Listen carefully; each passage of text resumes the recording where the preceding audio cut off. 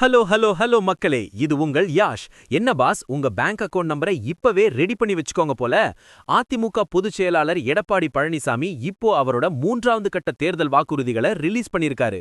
ஒவ்வொரு குடும்பத்துக்கும் 10,000 ரூபாய் கருணைத் தொகை, அப்புறம் வேலையில்லா பட்டதாரிகளுக்கு 2,000 ரூபாய்னு இபிஎஸ் வாரி வழங்கியிருக்காரு. இதோ அந்த 7 ஜொலிக்கும் தகவல்கள்.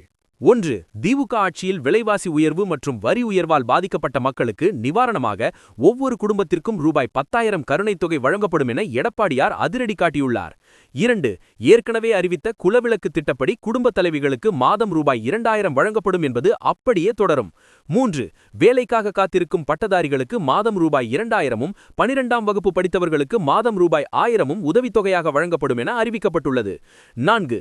இனிவரும் ஒவ்வொரு தைப்பொங்கலுக்கும் பொங்கல் தொகுப்புடன் சேர்த்து ரொக்கமாக ரூபாய் 1,000 வழங்கப்படும் என அறிவிக்கப்பட்டுள்ளது. 5.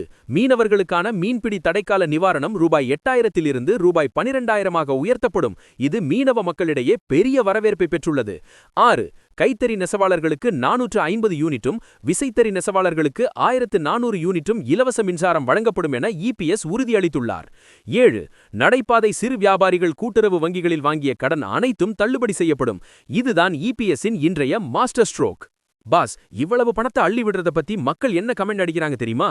திமுகவும் அதிமுகவும் போட்டி போட்டுட்டு காசை வாரி இறைக்கிறாங்க. இவ்வளவு காசுக்கு இவங்க எங்க போவாங்க? கடைசியில மானியத்தை விற்க போறாங்களா இல்ல கடனை ஏத்த போறாங்களா? புதுசா வர்ற கட்சிகளையாவது நம்பி பார்ப்போம். ஒரு விரக்தியடைந்த வாக்காளர். கண்ணா, வாக்குறுதிங்கிறது தேன் மாதிரி. ஆனா அதை செயல்படுத்த நினைக்கும் போதுதான் அது தேனி மாதிரி கொட்டும். 2 பக்கமும் 1,000 2,000ன்னு பண மழை பெய்யுது. ஆனா மக்கள் இப்போ ரொம்ப உஷார் பாஸ். பணத்தை வாங்கு, நமக்கு பிடிச்சவங்களுக்கு ஓட்ட போடுங்கிற லெவலுக்கு மக்கள் வந்துட்டாங்க.